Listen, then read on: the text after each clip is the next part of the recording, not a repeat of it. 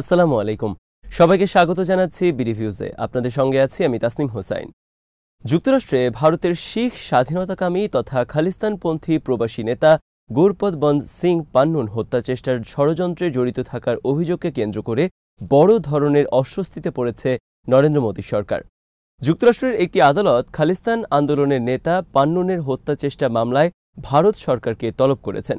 ভারত সরকারের পাশাপাশি দেশটির জাতীয় নিরাপত্তা উপদেষ্টা অজিত দোভাল, গোয়েন্দা সংস্থা রয়ের সাবেক প্রধান সামন্ত গোয়েল এবং এজেন্ট বিক্রম যাদব ও বর্তমানে যুক্তরাষ্ট্রে আটক থাকা ভারতীয় ব্যবসায়ী নিখিল গুপ্তকে তলব করেছে নিউ ইয়র্কের একটি আদালত। এ বিষয়ে বিস্তারিত আলোচনা থাকছে মোতালেব জামালির প্রতিবেদনে।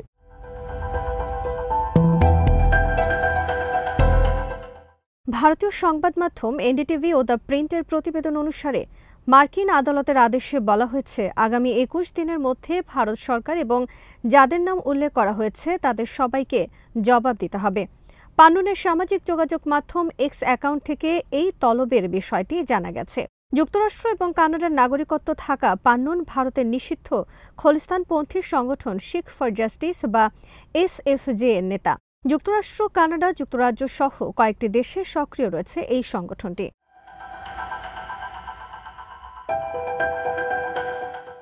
জাতিসংঘের সাধারণ পরিষদের অধিবেশনে অংশ নিতে ২১ থেকে ২৩ সেপ্টেম্বর পর্যন্ত ৩ দিনের সফরে যুক্তরাষ্ট্রে যাবেন ভারতের প্রধানমন্ত্রী নরেন্দ্র মোদী। এই সফরে মার্কিন প্রেসিডেন্ট জো বাইডেনের সঙ্গে চীন বিরোধী কৌশলগত নিরাপত্তা জোট কোয়াড এবং বাণিজ্য সহ দ্বিপক্ষীয় বিভিন্ন বিষয় নিয়ে আলোচনা হবে মোদীর। এই সফরে মোদীর সাথে অজিত দোভালেরও যাবার কথা রয়েছে বলে জানিয়েছে ভারতের সংবাদ মাধ্যমগুলো।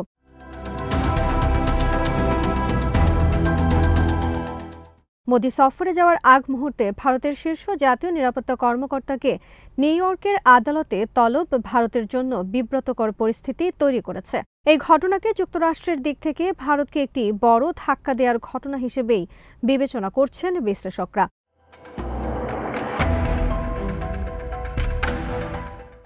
গত এপ্রিল মাসে ওয়াশিংটন পোস্টে প্রকাশিত এক বিশেষ প্রতিবেদনে দাবি করা হয়, পান্নুন হত্যাচেষ্টার চক্রান্তে ভারতের একজন কূটনীতিক ও দেশটির গোয়েন্দা সংস্থা জড়িত।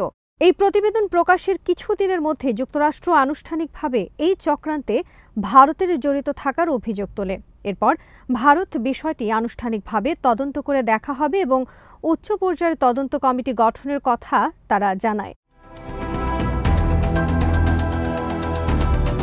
ওয়াশিংটন পোস্টে যখন প্রতিবেদনটি প্রকাশ করা হয় তখন ভারতে লোকসভা নির্বাচন চলছিল। সে মুহূর্তে ভারতকে জড়িয়ে এই ধরনের প্রতিবেদন প্রকাশকে আন্তর্জাতিক অঙ্গনে মোদী সরকার এবং ভারতের ইমেজ নষ্টের ষড়যন্ত্র হিসেবে আখ্যা দিয়েছিল দিল্লি। এর কয়েকদিন আগে মোদী নিজেই বলেছিলেন, দেশের কিছু প্রভাবশালী চক্র পশ্চিমা শক্তির সঙ্গে হাত মিলিয়ে ভারতের ইমেজকে ক্ষতিগ্রস্ত করার চক্রান্তে লিপ্ত হয়েছে।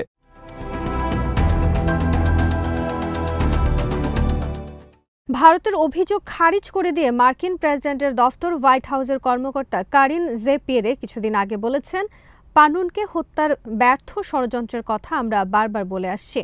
দেশে অথবা বিদেশে ভারতের প্রধানমন্ত্রীর সঙ্গে বৈঠকে একাধিকবার সে প্রসঙ্গ তোলা হয়েছে।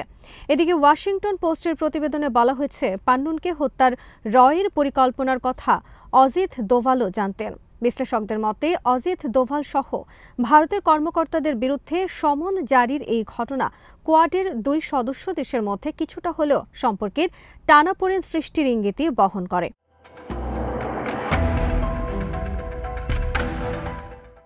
পান্নুনকে হত্যাচেষ্টার মামলায় মার্কিন আদালতের সমন জারির বিষয়টি সম্পূর্ণ অযৌক্তিক বলে আখ্যা দিয়েছে নরেন্দ্র মোদী সরকার। ভারতের পররাষ্ট্র সচিব বিক্রম মিশ্রি পররাষ্ট্র মন্ত্রণালয়ে এক ব্রিফিংয়ে এই মামলা এবং অভিযোগকে সম্পূর্ণ অনভিপ্রেত ও অনধিকার চর্চা হিসেবে উল্লেখ করেন। তিনি বলেন, যারা অভিযোগের ভিত্তিতে এই মামলা করা হয়েছে তার কাজকর্ম ও অতীতের উপর বরং সবার নজর দেওয়া উচিত।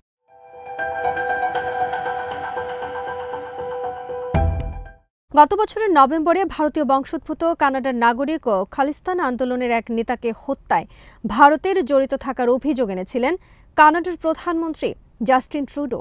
এ বিষয়টি নিয়ে দুই দেশের মধ্যে সম্পর্কের চরম অবনতি ঘটে। এ ঘটনার পর খালিস্তানপন্থী আরেক নেতাকে হত্যাচেষ্টায় ভারতের জড়িত থাকার তথ্য প্রমাণ হাজির করে যুক্তরাষ্ট্র। সে সময় যুক্তরাজ্যের সংবাদপত্র ফিনান্সিয়াল টাইমস জানায়, যুক্তরাষ্ট্র এবং কানাডার দ্বৈত নাগরিকত্ব ধারণকারী পান্নুনকে হত্যার একটি চক্রান্ত ব্যর্থ করে দিয়েছে বাইডেন প্রশাসন।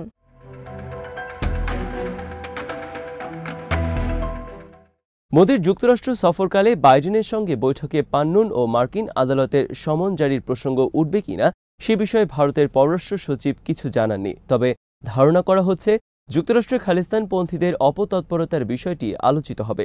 সফরের ঠিক আগে আদালতের সমন জারি তাৎপর্যপূর্ণ একটি বিষয়, কারণ মানবাধিকার রক্ষার বিষয়ে যুক্তরাষ্ট্র যথেষ্ট কঠোর। ভারত এখন এই বিষয়টি কিভাবে মোকাবেলা করবে সেদিকেই নজর রাখছেন পর্যবেক্ষকরা।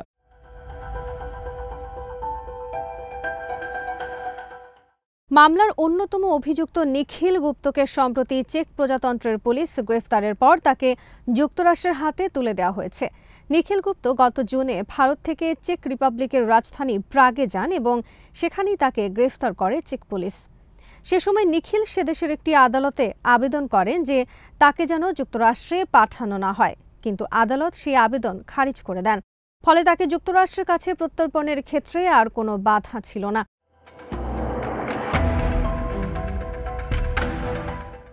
মার্কিন ফেডারেল কৌশলীরা নিখিল গুপ্তকে উত্তর ভারতে স্বাধীন শিখ রাষ্ট্র গঠনের পক্ষে আন্দোলনকারী অন্যতম নেতা গুরপতবন্ত সিং পান্নুনকে হত্যা চেষ্টার সঙ্গে জড়িত হিসেবে অভিযুক্ত করেছেন। তাদের অভিযোগ, এই হত্যা চেষ্টায় নিখিল গুপ্তকে সহায়তা করেছেন ভারতীয় কর্মকর্তারা।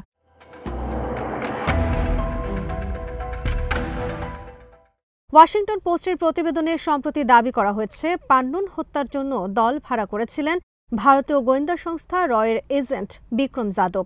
এমনকি প্রতিবেদনে এও দাবি করা হয়েছে, এই হত্যাকাণ্ডের পরিকল্পনায় অনুমোদন দিয়েছিলেন রয়ের তৎকালীন প্রধান সামন্ত গোয়েল। এছাড়া জাতীয় নিরাপত্তা উপদেষ্টা অজিত দোভাল বিষয়টি জানতেন। তবে ওয়াশিংটন পোস্টের এই প্রতিবেদন অস্বীকার করেছে ভারত।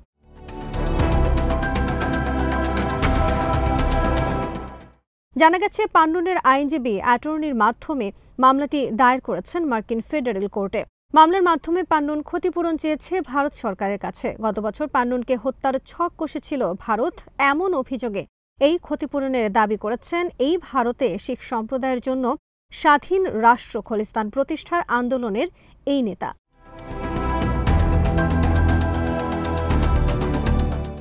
সিএনএনের প্রতিবেদন অনুযায়ী নিউ ইয়র্ক সিটিতে বসবাসরত শিখ নেতা পান্নুনকে হত্যা করতে নিখিল গুপ্ত নামের একজন ভারতীয় নাগরিক এক ভাড়াটে খুনির সাথে $1 লাখ চুক্তি করেন এবং তাকে $15,000 অগ্রিম দেন। আদতে এই ভাড়াটে খুনি ছিলেন একজন মার্কিন গোয়েন্দা এজেন্ট। মার্কিন কৌশলীরা খুনি ভাড়া করা এবং অগ্রিম ডলার প্রদানের সপক্ষে তথ্য প্রমাণ পেয়েছেন।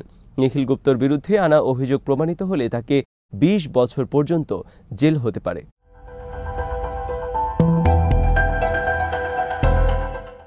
2023 সালের নভেম্বরে মার্কিন কৌশলীরা নিখিল গুপ্তর বিরুদ্ধে পান্নুন সহ উত্তর আমেরিকায় কমপক্ষে 4 জন শিখ স্বাধীনতাকামীকে হত্যার ষড়যন্ত্রের জন্য অভিযুক্ত করেছিলেন। নিখিল গুপ্ত ভারতীয় একজন সরকারি কর্মকর্তার আদেশেই এই কাজ করেছিলেন বলে অভিযোগে বলা হয়েছে। তবে অভিযোগপত্রে সেই ভারতীয় কর্মকর্তার নাম বলা হয়নি।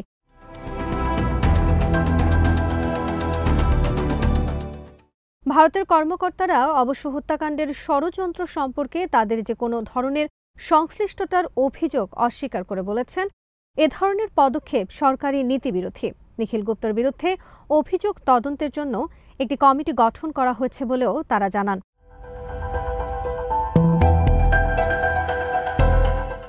গত জানুয়ারিতে নিখিল গুপ্তর করা মুক্তি প্রদান ও ন্যায্য বিচার পেতে সহায়তা পাওয়ার আবেদন প্রত্যাখ্যান করে ভারতের সুপ্রিম কোর্ট। ভারতের এই পিটিশনে দাবি করা হয়েছিল, গুপ্তকে মার্কিন ফেডারেল এজেন্টরা গ্রেফতার করেন। ভারতের শীর্ষ আদালত বলেছেন, তারা এই মামলায় হস্তক্ষেপ করবেন না। পরবর্তী পদক্ষেপ কি হবে তা ভারত সরকারের উপর নির্ভর করবে।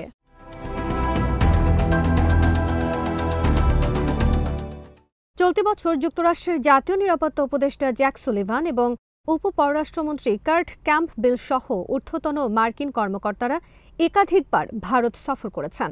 গত জুন মাসে সুলিভানের সাথে দিল্লি সফরকালে ক্যাম্পবেল সাংবাদিকদের কাছে বলেছেন, পান্নুন হত্যা চেষ্টার ষড়যন্ত্রের অভিযোগের বিষয়টি যাচাই করতে ভারত সরকার যে উচ্চ পর্যায়ের কমিটি করেছে তাদের কাজের অগ্রগতি জানতে আমরা বারবার ভারত সরকারের কাছে প্রশ্ন করেছি। আমরা অবশ্যই এ ব্যাপারে ভারতের কাছে সুস্পষ্ট জবাব চাইব। পান্নুন হত্যা চেষ্টার ষড়যন্ত্রকে ভিত্তিহীন আখ্যা দিয়ে ভারত পার পেয়ে যাবে কিনা সেটাই এখন দেখার বিষয় বলে মনে করেন বিশ্লেষকরা।